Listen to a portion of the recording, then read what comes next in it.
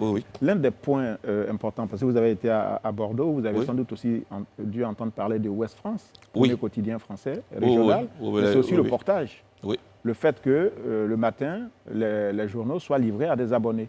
Oui. Pourquoi est-ce que vous n'explorez pas ces pistes-là, plutôt que de vous accrocher à Edipresse, qui, à l'évidence, ne peut plus faire votre affaire? Oui. Pourquoi les éditeurs de presse ne c'est pas de trouver une autre solution, distribuer les journaux? À l'époque, le Courrier d'Abidjan l'avait fait avec Théophile Kouamouo, je crois. Oui, tout Mais à vous fait. pourriez peut-être vous mettre en groupement économique, c'est déjà le cas, je crois, pour, voilà, pour vous-même distribuer vos journaux.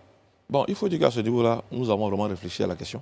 Il y a 4-5 ans environ, nous avions même sorti un plan D'affaires. oui, de récupération du réseau de la distribution. Mais pour l'instant, bon, c'est resté dans les tiroirs parce que il faut beaucoup de moyens pour pouvoir, parce que c'est un métier à part. Hein. Il faut beaucoup de moyens. Mais ce que je vais dire pour rassurer tout le monde, c'est que bientôt l'État, je vais dire le ministère de la Communication, organise des assises sur la distribution des journaux en Côte d'Ivoire. Bon, là, nous sommes associés à cela, je vais dire le GEPSI, et nous sommes en train de mener actuellement, nous sommes en train de préparer ces assises-là. Ça se passe assez bien. De mon œil de novice, hein, oui. Je ne suis pas dans les secrets des dieux, mais je dis, si j'étais à une nouvelle réunion, j'aurais peut-être dit, on a un problème et Edipresse nous pose problème. Oui. Nous, qu'est-ce que nous faisons? On a besoin de beaucoup de moyens. Est-ce qu'on se tourne, nous, en tant que groupement, vers des privés, par exemple, pour leur proposer de mettre en place un réseau de distribution? Ça allait être la proposition que j'allais faire à une réunion.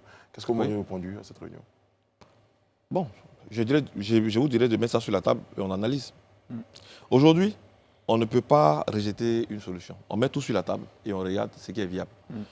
Et vous êtes des gens intelligents, vous êtes des gens influents. Ça met tant de temps. Pourquoi, M. Zoré? Non. Vous ne parlez pas avec le gouvernement, vous ne parlez pas avec des privés. Non, non, vous êtes un pouvoir. Non, mais en fait, je fais exprès pour ne pas avoir la langue très pendue. Parce que par le passé, nous avons effectivement eu la proposition d'un privé qui voulait nous proposer d'aller avec lui. Mais malheureusement, certaines pesanteurs nous empêchaient d'y aller. Tout comme nous, on a voulu reprendre le contrôle de la distribution. Ça n'a pas abouti.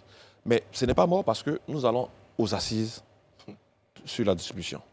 Je pense que ce sera le moment d'analyser toutes les solutions qui vont nous permettre d'améliorer un peu les choses et de mieux distribuer à l'intérieur du pays. D'accord, Président Zoré, moi j'ai une Je vous attendez, c'est assise. Vous aurez votre dernière question, je vous promets. Que le problème, je vous ai dit tout à l'heure que c'est 40% du territoire, et là je suis trop disant, hein, 40% du territoire qui est couvert. OK? Ça veut dire qu'il y a 60% du territoire à conquérir. Voilà. Donc, je pense qu'en sortant de ces assises-là, moi j'attends que la couverture soit faite sur tout le temps du territoire et que dans les hameaux les plus reculés, on ait quand même des journaux. Si les journaux arrivent, je veux dire, lorsque vous mettez un produit sur le marché, il faut quand même que ce soit présenté aux clients. Mais si le client ne voit même pas, comment pouvez-vous dire que les gens se désintéressent ou s'intéressent? Parce qu'actuellement, nous parlons là. Edipresse nous doit quand même 400 millions. Mais justement, oui. J'allais en parler. Ça veut dire que les journaux étaient vendus à hauteur de 400 millions. Et qu'est-ce qui les empêche de vous payer? Non, je pense qu'eux aussi, à leur niveau, ils ont des problèmes structurels. Et bon, sûrement que bon. Non, non, c'est Edipresse. Je ne parle pas de l'État de Côte d'Ivoire. Qui a dossier à... Oui, mais l'État mais ça reste une entreprise.